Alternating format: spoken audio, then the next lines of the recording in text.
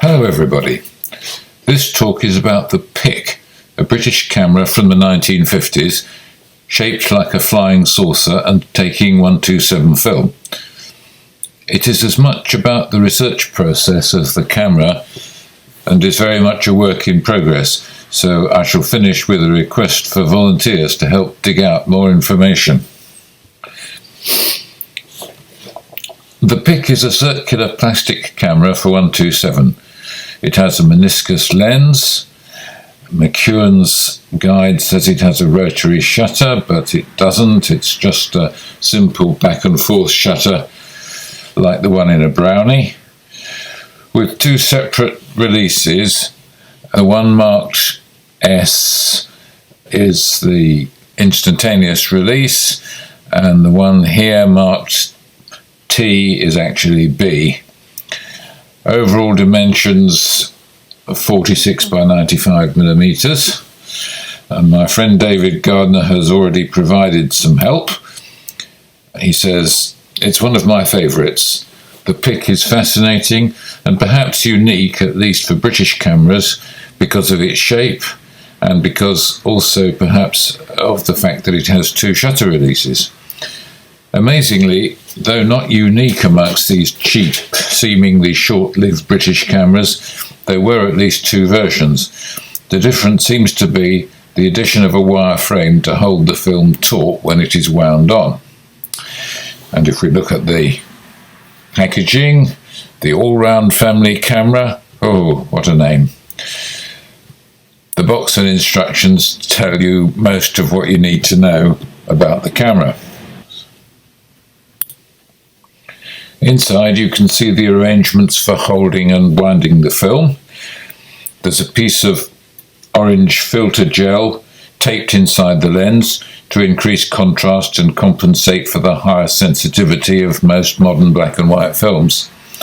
And also the two red windows, needed as 127 film didn't then have the necessary markings for 16 on, as this camera is, so the frames are 4 by 3 centimeters. Here are the instructions, a simple leaflet, get ready, get set, go.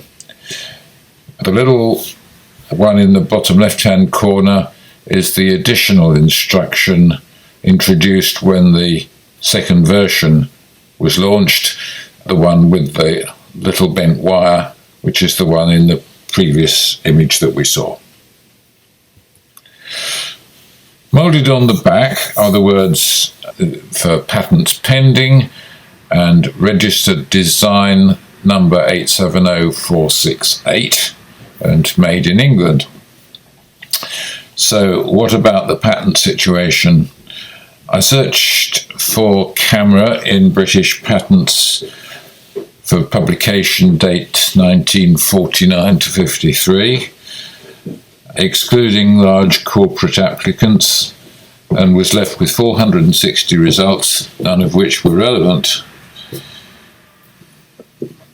The search for plastic camera yields no results in the period 1946 to 54.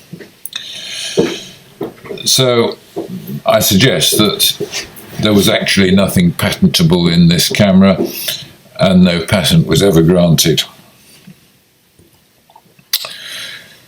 There is, however, a registered design. Here is the drawing from the design registration. It accurately represents the camera as made and was registered April to May 1953. There are a couple of clues here which might lead to more information. The first is that the applicants are Rouse and another, so we have a name for the designer. Secondly, their agent, who was Withers and Spooner. Now that firm is now Withers and Rogers, and I approached them and discussed it with them, but sadly they have no records that old, and of course nobody working there who was working there at the time. For a not so small extra charge, you could have a plastic case made of thin, flexible PVC welded together. It's flimsy, hard to use, but is the only thing carrying a maker's name. The case was made by Pressure Sealed Plastics Limited, and it has their name moulded in. Now, I've investigated PSP, and they made anything that could be made by welding thin PVC sheet together. Airbeds, inflatable beach toys, camera cases, and so on. But that's it. I don't believe they made the camera, just the case. The technology of manufacture is completely different. The company no longer exists, though Derbyshire Record Office holds a file of miscellaneous correspondence from rather later, 1962 to 68, so probably not relevant. The PIC was distributed by PIC Distributors Limited of 162 High Street, Southend-on-Sea in Essex, around 1953. The building still exists and houses a McDonald's on the ground floor. This same address was also used for the marketing of the Erac pistol camera, the Merlin, and the much rarer Jupiter, so Southend was clearly a little hub of camera marketing. We need more work on that to uncover the details. The door on the right seems now to lead to an employment agency upstairs. However, there is no reason to believe that this first floor office was where the PIC or any of the other cameras were actually made. The Chemist and Druggist, which is a trade journal for chemist shops, volume 161 of March the 13th, 1954, shows Barclay and Sons, a London and Brighton chemist, as distributors of the PIC camera, and here is a half-page ad in the same issue. I've looked for Barclay and Sons in previous issues, going back to the beginning of July 1953, and found no previous mention, so this is probably the launch. The camera plus tax cost the shop 9 shillings and 4.5 pence and sold for 12 shillings and 6 pence, 62.5 pence in new money. The case cost 4 shillings and 9 pence and sold for 6 shillings and 9 pence, which is 34 pence. So were Barclays selling to chemist shops and PIC distributors to camera shops? I don't know. Would camera shops even stock such an item? So here it is in early 1954 being promoted to the trade. Barclay and Sons is a small and long-established chain of chemists who had fairly recently located their HQ from London to Brighton, and I guess putting in an advert in the Chemist and Druggist entitled them to a bit of editorial as well, which says much the same thing. So, searching the British Newspaper Archive, which is a large, though far from comprehensive, archive and is searchable, but with care, note that their optical character recognition, OCR, is poor. You get hits on PIC for pig and pie, similar words, and so we may well be missing real instances of PIC. However, looking through the period 1949 to 59, all I found from various searches was 3 mentions of PIC camera. 2 ads in 1954 at full price, which as we've seen is 12 and 6 pence for the camera, plus a very expensive 6 and 9 pence for the case. So it's no wonder that the case doesn't often turn up in modern times. The Lancaster Guardian in June 1954. Down there in the advert for L&D, which I think is the local co-op, and a Brownie at the time, which is another 127 camera, was just over twice the price of the PIC, 24 and 6 pence.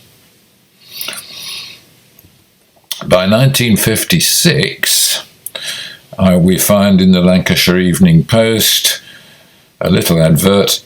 It's less than half price now. After 2 seasons, it's being remaindered, so it's now down to 5 and 11 pence, and rolls of film for it are 1 and 3pence. So, what's the camera like to use? The Viewfinder is just a short tube moulded into the plastic body with a vertical bar to make sure you have the camera upright. Remember, the camera is round, so it's not so obvious.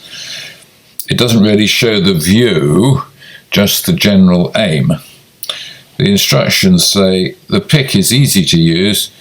Lift the camera to eye level and look through the view spotter. Notice it doesn't call it a viewfinder.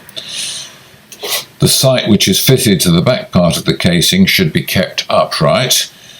Bring the camera nearer the face and the sight line disappears, giving you a good view of your subject. The publicity talks of perfect enlargements up to 4 by 3 inches, so that's not very big. So perhaps we should scale our expectations to that. Here are a couple of pictures taken in sunny conditions in late September 2020 in Lyme Regis. I taped an orange filter inside the back of the lens to reduce the brightness and to increase the contrast.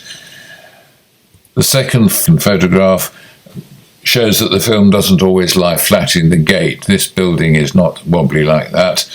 It's perfectly straight and normal, and I left the borders in this time so that you can see that the film is just not lying as it should do. On the whole, simple arrangements and perhaps above all close-ups work better than wider views with this camera. So we're left with questions. Who designed the PIC? Who was Mr. or Miss or Ms. Rouse? Who made the PIC? Popularly supposed to be pressure sealed plastics, but I don't think that can be true. But it would be good to confirm that PSP didn't make the PIC. The local papers in Southend nowadays are dire free sheets with almost no editorial content and don't look promising for finding contacts of people who may have once had connections with the firm. The Essex Archaeology and History Society has agreed to do what it can when COVID conditions permit. We could look at the Derbyshire Record Office in the hope of finding something more in PSP, but I think that's a long shot. And we could certainly search further in the National Archives for the registered designs. I picked up one of the references, but there is at least one more that could be looked at. If anybody has any further ideas or knowledge, this is my website address, and I would be very glad to hear from anybody who knows anything. Thank you.